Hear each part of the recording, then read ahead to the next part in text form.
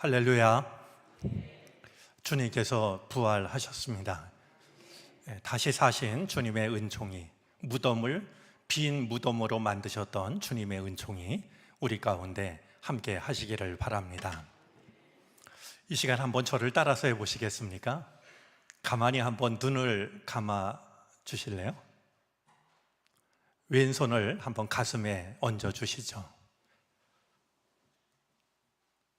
오른손을 가만히 들어보겠습니다. 그리고 저를 따라서 하십니다. 주님 감사합니다. 죽은 나를 살리셔서 감사합니다. 주님 감사합니다. 참된 소망 주셔서 감사합니다. 네, 손 내리시고 눈 뜨셔도 좋겠습니다. 부활하신 주님이 우리에게 주시는 은총이 참으로 무한하다라고 여겨집니다. 모든 것이 끝났다라고 여겨질 때, 달라질 것이 아무것도 없다라고 여겨질 때 주님은 다시 한번 우리들의 무덤의 문을 열어주십니다. 이 복된 은혜 가운데 생명의 길을 걸어가는 우리 모두가 되어지기를 바랍니다. 오늘 청장년 선교회에서 찬양을 드리셨을 뿐만 아니라 우리들에게 귀한 선물을 주었습니다. 우리 청장년회가 더욱 든든하게 세워지기를 바랍니다. 우리 성북구 지역도 예외가 아니라고 그러는데요, 50대 남성 고독사가 많이 늘어나고 있다라고 그럽니다. 우리 젊은 세대가 절망에 지지 않을 수 있도록, 믿음 안에서 꿈을 키워갈 수 있도록 우리의 기도가 더욱 필요하다라고 여겨집니다. 선물을 받아서가 아니라 우리 청장년제를 축복하는 마음으로 우리 따뜻한 박수 보내겠습니다.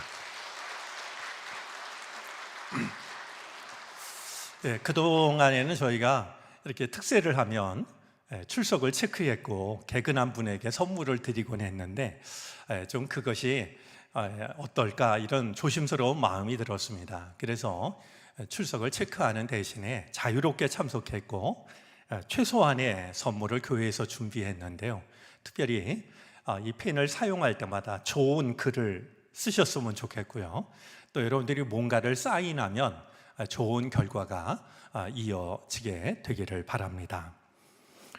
오늘 8시에 평소처럼 1부 예배 드리고 11시에 2부 예배를 드리는데 모두 부활절 감사 예배로 드립니다.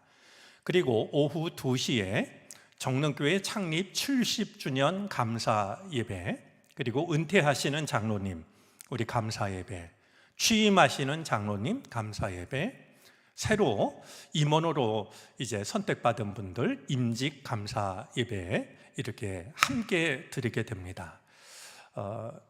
김진호 목사님, 김연수 목사님, 구자경 목사님, 우리 교회를 담임했던 목사님들이 오셔서 말씀, 축사, 격려사 이 순서를 맡아주시게 됩니다.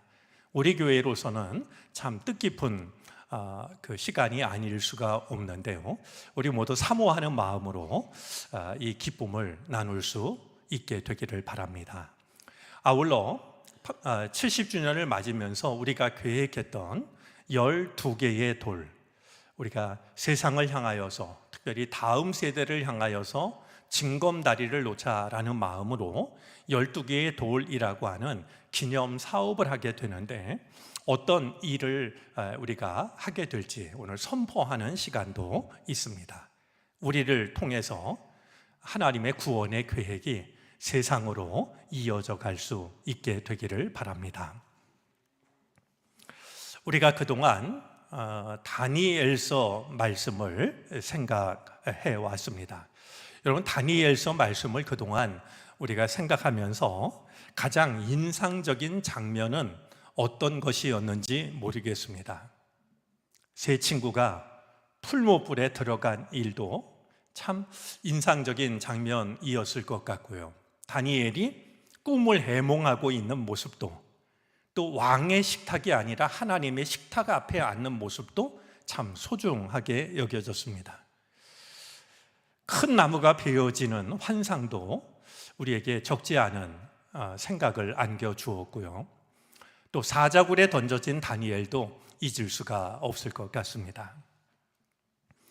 이제 특별히 다니엘과 세 젊은이들이 살던 시대는 어둠의 시대였습니다. 나라를 빼앗기고 포로로 끌려가고 이름마저 바벨론의 이름으로 바뀌게 되는 창시 계명을 이제 겪는 이런 암울한 시절을 살았던 다니엘과 그의 친구들이지만 그들은 오히려 어둠 속에서 빛나는 별과 같은 삶을 살았던 것이죠. 오늘은 이제 다니엘서를 마치는 12장인데요. 다니엘서 전체가 그러했던 것처럼 마지막 장인 다니엘서 12장에서 더욱 강조되고 있는 것이 있습니다. 그것은 이것입니다. 믿음을 지키기 좋은 시절은 어디에도 없다라는 겁니다. 믿음 생활하기 편하고 좋은 시절은 어디에도 없었고 어디에도 없다라는 거예요. 우리 다니엘이 살던 시대만 그랬던 것이 아니죠. 초대교회 당시도 그러했습니다. 요한계시록이 쓰여지던 당시를 보면은요, 예수 그리스도를 믿는다라고 하는 것은 곧 자기의 목숨을 내어놓는 것과 같습니다. 그래서 신앙이라는 말을 이제 뜻하는 크레도라는 라틴어는요, 심장을 내어놓다라는 의미입니다. 그럼 신앙은요, 그냥 때가 되면 교회 가는 이런 게 아니고요, 신앙의 진짜 의미는 심장을 내어놓는, 그래서 증인이라는 말은 순교자라는 말과 어원이 같은 말이 되는 겁니다.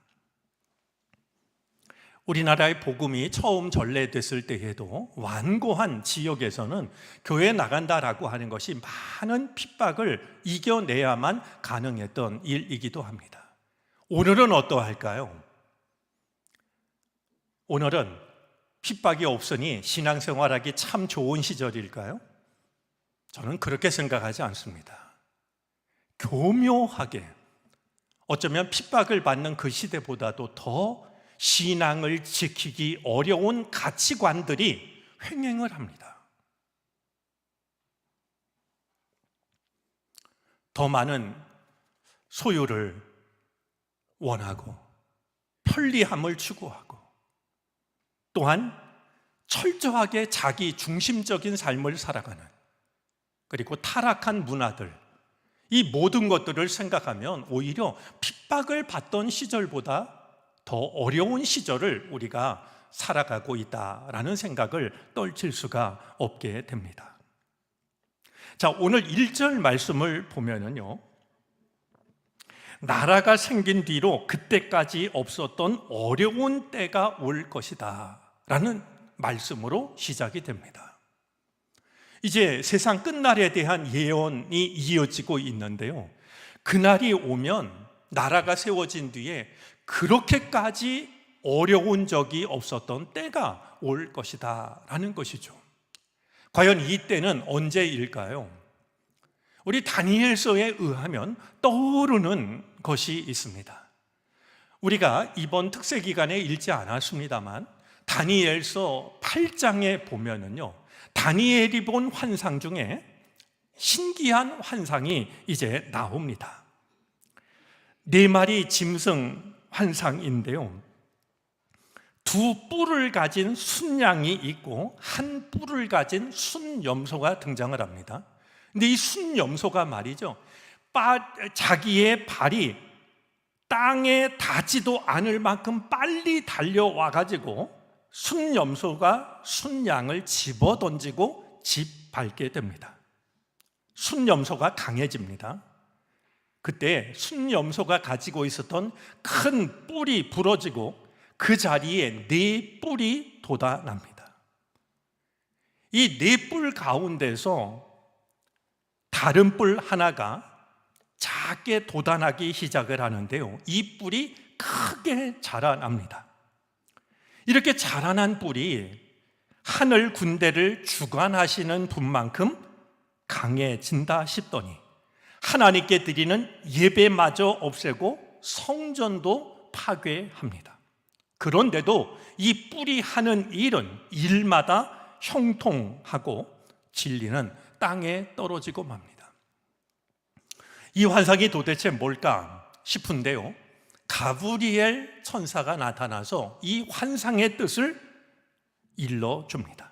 이 환상은 세상 끝날에 관한 것인데, 끝날 정한 때에 일어날 일이라는 겁니다. 네 뿔 가운데 하나, 세상의 통치가 종말에 이를 때, 그들의 죄악이 극도에 이를 때 뻔뻔스러운 왕, 흉계에 능숙한 왕이 일어날 것이다 라는 겁니다. 그는 점점 힘이 강해지게 되는데 그 힘은 그의 것이 아니라고 말합니다. 그는 놀라운 힘으로 파괴하고 거룩한 백성을 파멸시키게 됩니다. 이 왕은 음흉하여서 매사에 속이는 데 능숙하고 마음이 방자하여서 평화롭게 살아가는 사람들을 많이 죽입니다. 특별히 만왕의 왕인 주님을 대적하게 됩니다. 그러나 가브리엘 천사가 일러주는 이 풀이 중에는 사람이 손을 대지 않아도 그는 끝내 망하게 된다는 것이었습니다.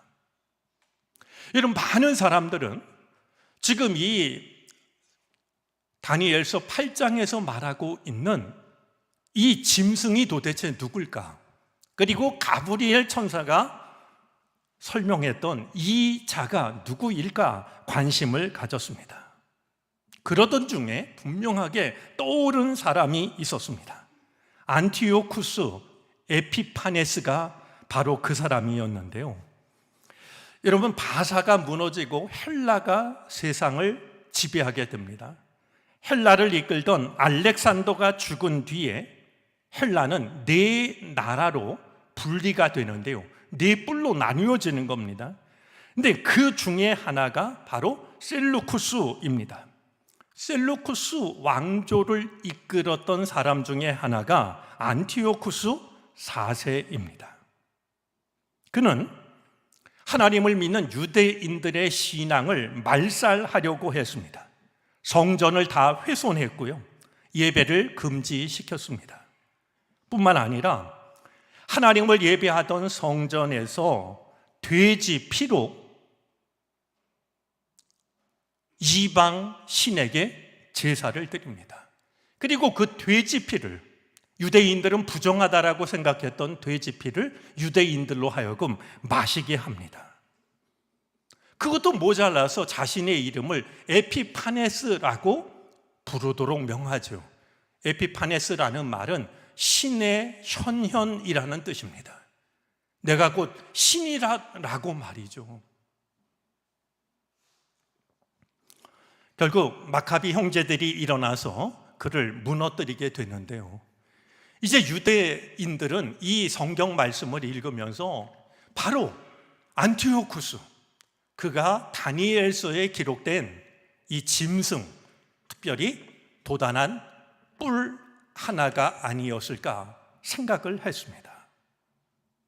이때까지 없었던 어려운 때는 유대인들이 짐작했던 것처럼 안티오쿠스 때일 수도 있고요, 요한계시록 그 말씀이 적혀지던 그 당시일 수도 있고요, 어쩌면 아직도 오지 않은 어떤 때일 수도 있고, 어쩌면 오늘 이때일 수도 있습니다. 자, 그런데요, 이런 시절이 오면 어떤 것도 구별이 안 됩니다. 무엇이 옳은지 무엇이 그른지. 이 혼란한 시대에는 이 가치가 무너져 버리니까요, 어떤 것도 판단을 할 수가 없게 되는 것이죠. 그런데 오늘 성경 말씀은 아무리 시대가 어려워도 영원한 생명을 얻는 자와 수치와 함께 영원히 모욕을 받는 자가 구별된다라고 말씀합니다. 언제도 없었던 이 어려운 때가 오면 누가 올바로 사는지, 누가 잘못 사는지, 누가 바른 믿음을 지키는지, 누구의 믿음이 잘못된 것인지 구분하기가 어렵지만, 이제까지 본 적이 없는 어려운 때가 온다 할지라도 영원한 생명을 얻는 자와 수치와 함께 영원히 모욕을 받는 자가 구분이 된다. 구분이 안 된다라고 하는 건 사람의 생각일 뿐, 하나님의 말씀은 아니다. 그런 때일수록 영원한 생명을 얻는 사람과 수치와 함께 영원한 모욕을 당할 자가 구분이 된다라고 일러주고 계신 것이죠. 이제 마지막 때에 죽은 자들이 깨어난다는 희망에 관한 성경 최초의 증언이 오늘 본문 속에 등장합니다. 뿐만 아니라 구약 성경에서 영생을 받는다라는 말씀을 쓰고 있는 유일한 구절이 오늘 본문 속에 등장하기도 합니다. 자, 그러면 누가 영원한 생명을 얻는 자가 되는 것일까요? 도대체 이제껏 경험해 본 적이 없는 어려운 그 시절에 누가 영원한 생명을 얻게 되는 것일까요? 오늘 성경은 이 사실을 우리에게 일러주는데요, 다름 아니라 하나님의 책에 이름이 기록된 사람들입니다. 사람의 평가가 아니고요, 사람의 평가가 아닙니다. 주님의 책에 기록된 사람들은 영원한 생명을 얻게 되고, 주님의 책에서 이름을 찾을 수 없는 사람들은 수치와 함께 영원히 모욕을 당하게 된다라는 것이죠. 자, 우리 생명책에 관해서 가장 많은 말씀을 담고 있는 성경책은 요한계시록일 겁니다. 요한계시록에 보면은요, 과연 누구의 이름이 생명책에 기록되는가? 매우 단순합니다. 이기는 사람입니다. 이기는 자의 이름이 생명책에 기록됩니다. 세상에 지는 게 아니고요, 세상의 가치에 끌려가는 게 아니고요, 이기는 자, 견뎌서 이기는 자가 생명책에 그 이름이 기록되는 사람입니다. 오늘 우리가 세상에 무기력하게 끌려가지 않았으면 좋겠습니다.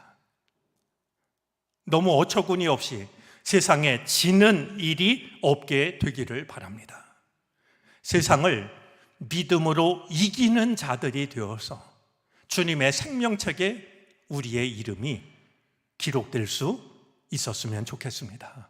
이것은 그냥 좋은 것이 아니라 우리로서는 가장 간절한 소망이 되어야 할 것입니다.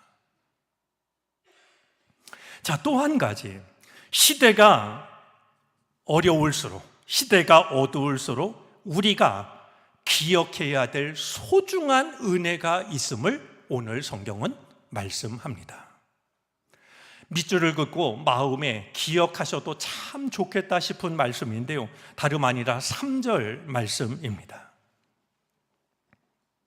지혜 있는 사람은, 하나님의 뜻을 분별하는 사람은, 하나님의 뜻을 깨달은 사람은 하늘의 밝은 빛처럼 빛날 것이요, 많은 사람을 옳은 길로 인도한 사람은 별처럼 영원히 빛날 것이다. 세상이 어려울 때, 세상이 어두울 때에도 하나님의 뜻을 깨닫는 지혜로운 사람은 하늘의 빛처럼 빛나게 될 것이고, 많은 사람을 옳은 대로 돌아오게 한 사람은 하늘의 별처럼 영원히 빛날 것이다. 우리 한국 사람들이 참 좋아하는 윤동주 시인의 서시가 있습니다. 저는 어쩌면 윤동주 시인이 바로 이 다니엘서 12장 3절 말씀을 잘 알고 이 말씀을 담아낸 것이 아닐까 여겨지는데요. 죽는 날까지 하늘을 우러러 한 점 부끄러움이 없기를 잎새에 이는 바람에도 나는 괴로워했다. 별을 노래하는 마음으로 모든 죽어가는 것을 사랑해야지. 그리고 나한테 주어진 길을 걸어가야겠다. 오늘 밤에도 별이 바람에 스치운다. 한 시인의 머리에서 나온 시가 아니라 어쩌면 오늘 다니엘서 12장 3절 말씀을 이 시를 통해서 담아낸 것은 아닐까 생각하게 됩니다. 별을 노래하는 마음으로 모든 죽어가는 것들을 사랑하는 것은 아름다운 일입니다. 별을 노래하는 마음도 아름답지만 별처럼 빛나는 사람이 되는 것은 더욱 아름다운 일 아닐까요? 오늘 우리가 사는 세상이 빛을 잃고 캄캄할수록 많은 사람을 주님께로 돌아오게 하는 별처럼 빛나는 사람들이 필요합니다. 우리가 그런 별이 될 때, 별들이 모인 우리는 별 자리를 이루게 되지 않겠습니까?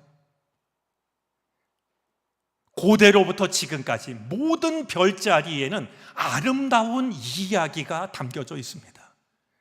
창립 70주년을 맞는 우리 안에도 아름다운 이야기가 담길 수 있었으면 좋겠습니다. 사람들의 마음을 움직이는 것은 이야기입니다. 사람들의 마음에 씨앗처럼 남는 것도 이야기입니다. 우리가 만들어내는 아름다운 신앙의 이야기. 많은 별들이 모여서 별자리를 이루게 될 때 가능해질 겁니다. 그리고 별자리는 길을 잃어버린 누군가에게는 길을 찾는 기준이 되기도 합니다. 오늘 말씀을 마치면서 데르스 우잘라라는 책을 잠깐 소개하고 싶습니다. 아르세니예프라고 하는 이 러시아의 장교가 극동 시베리아의 동토를 탐험합니다. 아직 지도에도 나와 있지 않은 미지의 땅을 탐험하게 되는데요. 그는 이 시베리아에 사는 원주민 한 사람을 안내인으로 고용을 합니다. 이 안내인이 누구냐 하면 데르스 우잘라였던 것이죠. 이 데르스 우잘라는요, 자연과 교감하는 능력이 매우 뛰어났습니다. 구름과 바람을 보고서도 날씨가 어떻게 바뀔지를 예측하고 그 예측은 틀리지 않습니다. 눈 위에 찍힌 짐승의 발자국만 보고서도 어떤 짐승인지 언제 지나갔는지도 정확하게 헤아려냅니다. 이 데르스 우잘라가 대장별이라고 부르는 별이 있습니다. 이 자연 속에서 살아서 자연과의 이 교감이 뛰어난 데르스 우잘라가 대장별이라고 불렀던 별은 북극성입니다. 왜냐하면 북극성은 한 자리에서 변하지 않기 때문에, 한 자리에서 그 자리를 늘 지키기 때문에, 움직이지 않기 때문에 데르스 우잘라는 이 북극성을 두고서 대장별이라고 불렀던 것이죠. 여러분, 잊지 않았으면 좋겠다 싶은 게 있습니다. 우리들에게도 대장별이 있습니다. 어두운 세상 빛으로 오신 분입니다. 어둠의 무덤의 문도 마침내 여신 분이십니다. 예수 그리스도이십니다. 세상은 변해도 그분은 변하지 않습니다. 그렇기 때문에 우리는 그 분을 통해서 길을 찾을 수가 있고, 그분을 바라보면서 내가 어디에 있는지를 알게 되고, 내가 어디로 가야 하는지도 알게 되는 것입니다. 죽음을 이기고 부활하신 주님을 따라서 우리들도 별처럼 빛나는 사람들이 되어지기를 바랍니다. 잊지 마시기를 바랍니다. 너희는 세상의 빛이다 라고 하셨던 주님의 말씀에 대한 가장 좋은 대답은 우리들 한 사람 한 사람이 별처럼 빛나는 사람이 되는 겁니다. 그리고 우리가 별자리가 되어서 세상을 살리는 사람이 되어지는 겁니다. 이 복된 은혜와 이 복된 사명을 온전히 누리고 온전히 감당하는 우리 모두가 되어질 수 있기를 바랍니다. 기도하겠습니다. 이제까지 없었던 어려운 때가 언제였는지 우리는 알지 못합니다. 하지만 오늘 이 시대도 참으로 믿음을 지키기 어려운 시절임은 분명합니다. 이럴 때일수록 영원한 생명을 얻는 자와 수치와 함께 영원히 모욕을 받는 자가 구분된다고 하셨사오니 주여 우리로 하여금 영원한 생명을 얻는 자가 되게 해 주시옵소서. 하나님의 뜻을 분별하여 지키는 지혜 있는 자가 되어서 하늘의 밝은 빛처럼 빛나게 하여 주시옵시고 많은 사람을 옳은 대로 이끈 사람이 되어서 별처럼 영원히 빛나는 사람이 되게 하시옵소서. 그런 우리들이 모여 아름다운 별자리를 이루게 해 주시옵소서. 창립 70주년을 맞는 정론교회의 아름다운 이야기들이 쌓이게 해 주시기를 바라고 원합니다. 이야기를 떠올리는 사람들마다 감동을 느끼게 하여 주시옵시고 그 감동이 주의 전을 찾아와 함께 하나님을 예배하는 은혜로 나타나게 하여 주시옵소서. 너희는 세상의 빛이라 하신 주님, 우리가 별처럼 빛나는 사람이 되어 주님의 말씀에 올바로 대답하게 하여 주시옵시고 주의 뜻을 어두운 이 세상에 끝까지 간직하고 지켜갈 수 있는 우리 모두가 되게 해 주시기를 바라고 원합니다. 오늘 드려질 부활절 예배, 창립 70주년 감사 예배, 은퇴 장로님 감사 예배, 취임 장로님 감사 예배, 임직 감사 예배, 하나님 모든 예배를 영광으로 받아 주시옵소서. 우리 안에 큰 기쁨과 감사가 넘쳐나게 하여 주시옵소서. 감사하는 마음을 담아 예물을 바치는 모든 손길들을 주께서 받아 주시옵시고 하늘의 크신 은혜와 복으로 응답하여 주시옵소서. 하나님의 사람으로 살아가는 기쁨이 가득하게 해 주시옵소서. 지금은 우리 구주 예수 그리스도의 크신 은혜와 하나님 아버지의 무한하신 사랑하심과 도우시고 이끄시는 성령의 은총이 부활절 새벽 다시 사신 주님을 맞이하는 마음으로 주의 전을 찾아와 예배하고 돌아서는 우리 모두 가운데 이제로부터 영원토록 함께 계시옵기를 간절히 축원하옵나이다. 아멘.